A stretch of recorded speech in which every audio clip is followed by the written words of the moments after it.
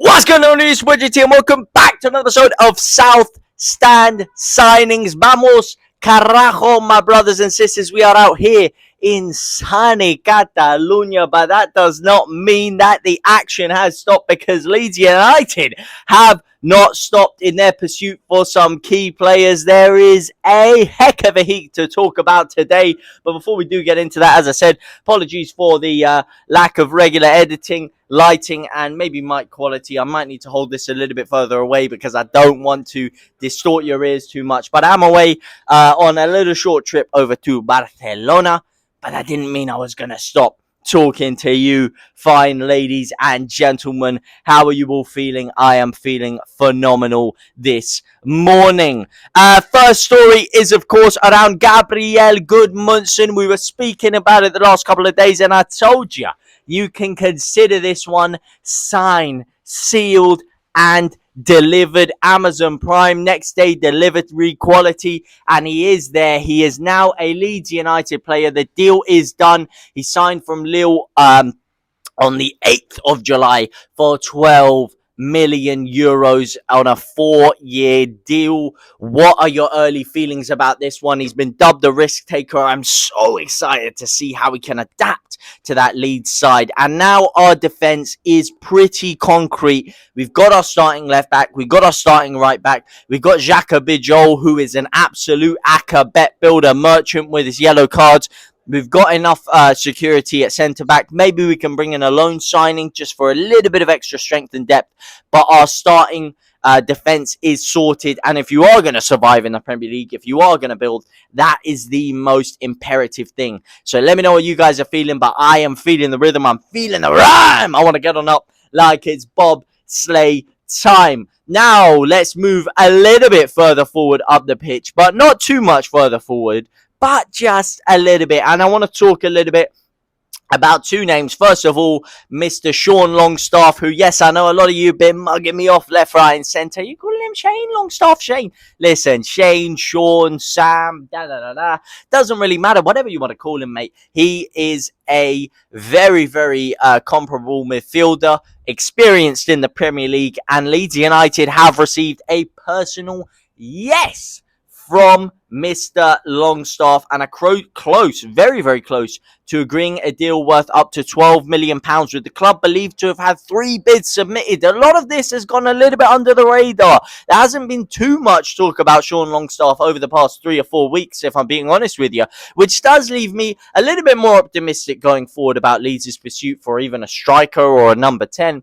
Because we've seen in the past where Leeds are linked with a million of these players, but nothing really ever getting done. Now it seems like the 49ers have a slightly different philosophy, a slightly different ethos, which is surrounded more by keeping everything under wraps, keeping things happening behind closed doors, and not actually vocalizing everything, which is a little bit refreshing to see and quite exciting from a personal standpoint. But Leeds have received a personal yes from Newcastle, and it is one that is expected to be done very, very shortly. But Leeds United are not stopping in our pursuit for midfielders there, and we are still heavily monitoring Anton Stach, who has been identified as a midfield priority. Leeds United have made contact with TSG Hoffenheim, with a reported valuation set to be around £17 million. Not euros, but pounds, which would be a little bit of a hefty deal, but 30 million total for Sean Longstaff and,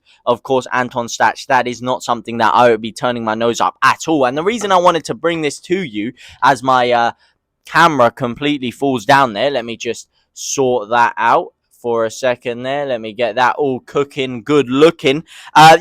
Is because if we do sign both Stach and Longstaff, could we potentially be seeing a little bit of a formation change? Now, hear me out. I know Fark likes to stick to his 4-2-3-1, and it's worked very, very well for Leeds so far. So let's not get too hasty with things. But we did see at times last year, especially when we were trying to hold out Leeds, there was a couple of times in which he did change to a 4-3-3 when he brought Joshua Giavogi into the midfield.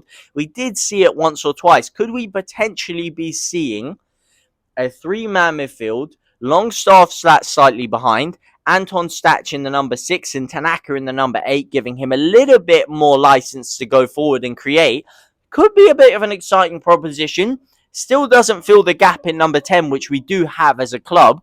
And I do think we might need to bring an extra bit of wide quality in if we were going to do that. But it does give us options going forward. And I wouldn't be mad at trialing out a 4-3-3 in some of these games. Maybe games in which we're going to have a little bit less of the ball against a Chelsea or a Man United or something, and we want to hit them on the counter-attack.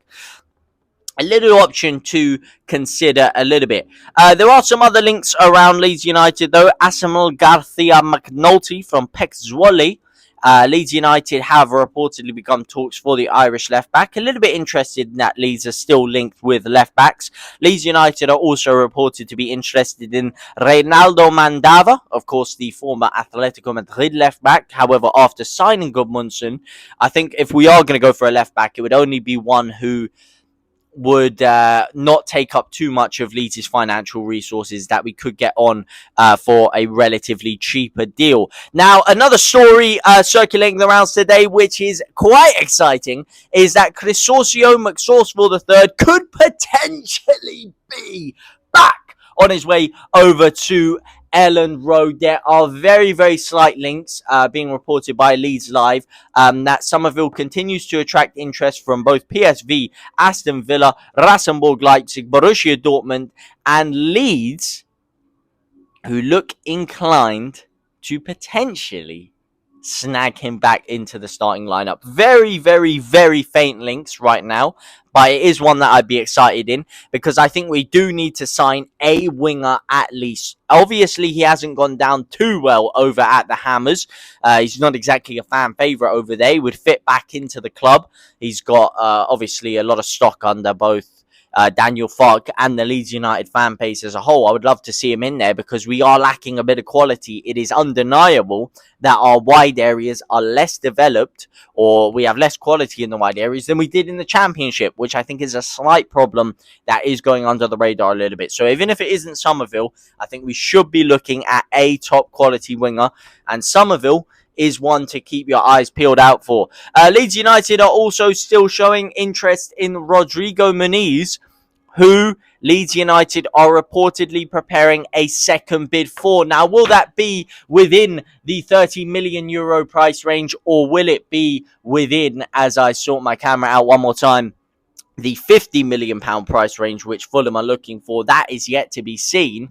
But Leeds United are reported to still have a very, very, very strong interest in the Brazilian number 9. How are you guys feeling on that one? If we could get him in, hear me out. If we could potentially nab Summerville on a cheap deal, maybe even a low, maybe get Summerville back into the side.